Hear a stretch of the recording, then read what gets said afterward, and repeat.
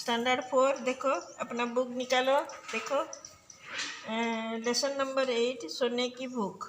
सोने की भूख, सोने की भूख मतलब क्या है? हम लोग खाना खाते हैं, भोजन खाते हैं, भूख लगता है हमें भोजन खाने के लिए, लेकिन यहाँ पर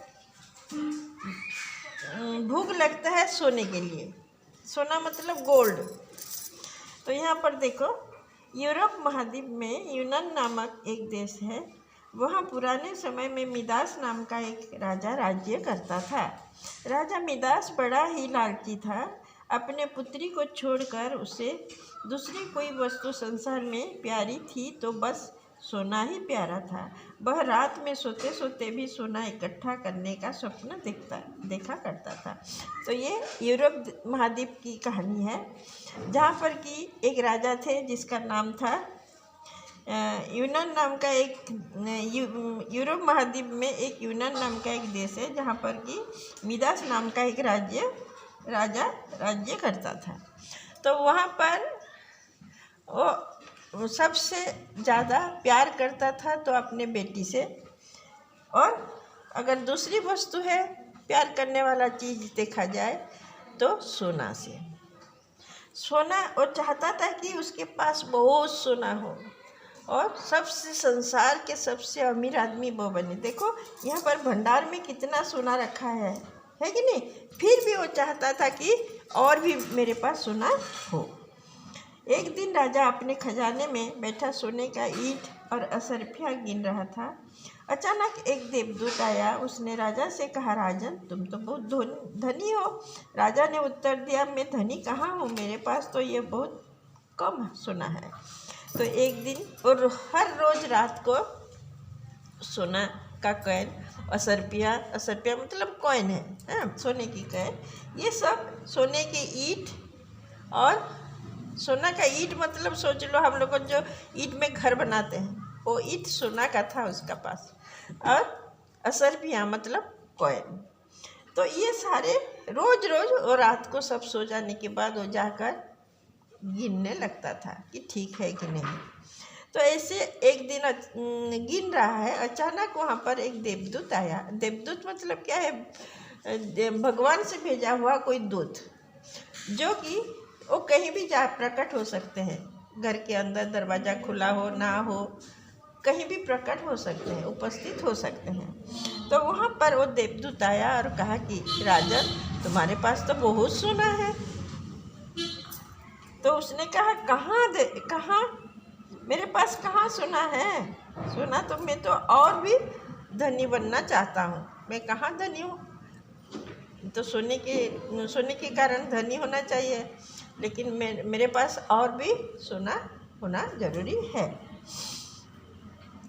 तो देवदूत बोला, तुम्हें इतने सोने से संतोष नहीं, फिर और कितना सोना चाहिए तुम्हें? राजा ने कहा, मैं तो चाहता हूँ कि जिस वस्तु को हाथ से स्पर्श करो वही सोने की हो जाए।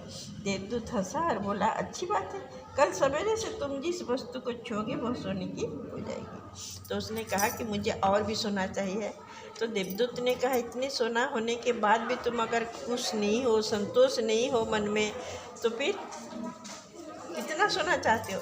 तो बोला कि मुझे और भी बहुत सोना चाहिए। मैं चाहता हूँ कि जिस चीज़ को मैं छूँ, स्पर्श करूँ मतलब छूना, स्पर्श करूँ और सारी चीज़ें सोने की हो जाए, तो और भी सोना मेरे पास हो जाएगा। तो देवदूत बोला, ठीक है, जाओ कल सुबह उठकर जिस वस्तु को तुम छूओगे वो सब सोना बन जाएगा। देवदूत ने वरदान दिया है।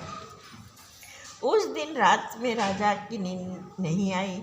बड़े सवेरे वह उठा, उसने एक कुर्सी पर हाथ रखा, वह सोने का हो गया। तो रात भर मिदास को नींद नहीं आई कि कैसे सुबह हो जल्दी, अब मैं कैसे सारे चीज़ों को छूं।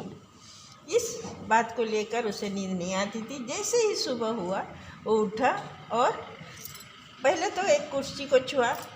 कुर्सी मतलब जानते हो ना, चेयर। एक कुर्सी को छुआ तो धीरे धीरे वो कुर्सी सोना का बन गया। एक मेज को छुआ, वो मेज बेंच जो होता है वो बेंच को छुआ तो बेंच भी सोने का हो गया। राजा प्रसन्नता के मारे उछलने कूदने लगा, नाचने लगा। तो देवदूत का दिया हुआ वरदान अभी काम में आ गई है, इसीलिए वो खुशी से नाचने कूदने लगा। ज़्यादा खुशी हो जाने से क्या होता है, नाचते हैं, हाथ हिला हिला कर कूदते ही नहीं, उसी तरह वो कूदने लगा। वह पागलों की भांति दौड़ता हुआ अपने बगीचे में गया और पेड़ों को छूने लगा। उसने फूल, पत्ते, डालियाँ, गमले सब छूए, सब सोने की हो गए, सब चमाचम चमकने लगे। मिदास के पास सोने का पार नहीं रहा। तो यहाँ पर अपने घर के सारा सामान छूने के बाद उसने अपने जो बगीचा था, गार्डन, वहाँ पर गया। फिर फूल, पौधा, पेड़ जहाँ पर लगा हुआ था, पौधा, गमला वगैरह सबको हाथ लगाया, सब सोने की हो गई। फूल भी सोने का हो गया, तब उसके बाद पेड़ पौधे भी सोने के हो गए, गमले भी सोने के हो गए। दौड़ते उछलते मिदास थक गया। उसने उसी तक यह पता ही नहीं लगा कि उसके कपड़े भी सोने के होकर बहुत भारी हो गए हैं। वह प्यासा था, भूख भी उसे लगी थी। बगीचे से अपने राजमहल लौटकर वह सोने की एक कुर्सी पर बैठ गया। एक नौकर ने उसके आगे भोजन और पानी लाकर रख दिया, लेकिन जैसे ही राजा ने भोजन को हाथ लगाया तो सब भोजन सोना का बन गया। और उसने पानी पीने के लिए गिलास को उठाया तो गिलास भी सोना का हो गया, और उसमें रखा हुआ पानी भी सब सोना हो गया।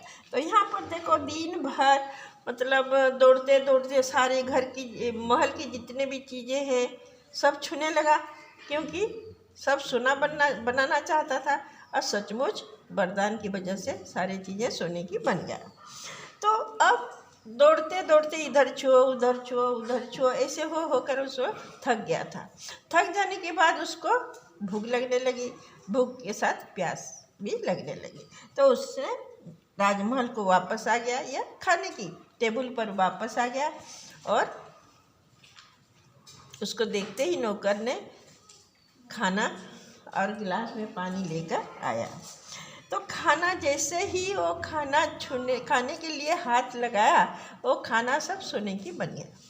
और पीने के लिए जब गिलास उठाया पानी पीने के लिए, तो गिलास भी सोना का हो गया और पानी भी सोना का हो गया। तो खाएगा क्या, पिएगा क्या? और यहाँ तक लगा कि उसके शरीर भारी भारी लग रहा है, क्योंकि उस जो कपड़ा पहना था, जो ड्रेस पहना था, उसे तो हाथ लगता है, तो इसीलिए उसका पहने हुए सारे वस्त्र भी सोना का हो गया था। तो भारी लग रहा था, इधर भूख प्यास के मारे में तड़प रहा था। राजा के सामने सोने की रोटियां और सोने की चावल, सोने की आलू आदि रखे हुए थे, लेकिन वह भूखा प्यासा था। सोना खाकर उसे भूख नहीं मिट सकती थी। जो चीज़ खाने के लिए लाया गया था, वो चावल बोलो, रोटी बोलो, आलू बोलो, सब्जी बोलो, जो भी, तो सब सोने का बन गया था। पानी पीने का पानी भी सोने का बन गया था। भूख के मारे तड़पने लगा। क्या करे? अब तो उदास रो पड़ा। उसी समय उसकी पुत्री खेलते हुए वहाँ आई। अपने पिता को रोते देखकर वह पिता की गोद में चढ़कर उसके आंसू पोंछने लगी। राजा ने अपनी पुत्री को छाती से लगा लिया, लेकिन अब वहाँ उसकी पुत्री कहाँ थी? मिदास की गोद में तो उसकी पुत्री इतनी भारी मूर्ति थी कि वह गोद में उठाए भी नहीं रख सकता। बेचारा मिदास सिर पीट कर रोने लगा।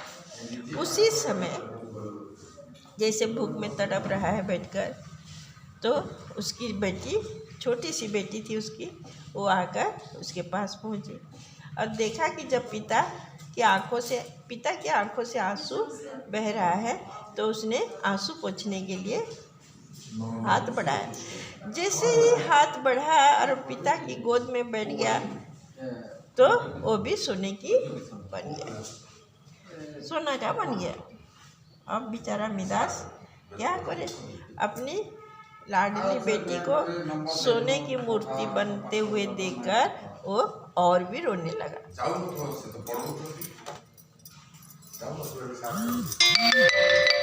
देवदूत को दया आ गई, वह फिर प्रकट हुआ।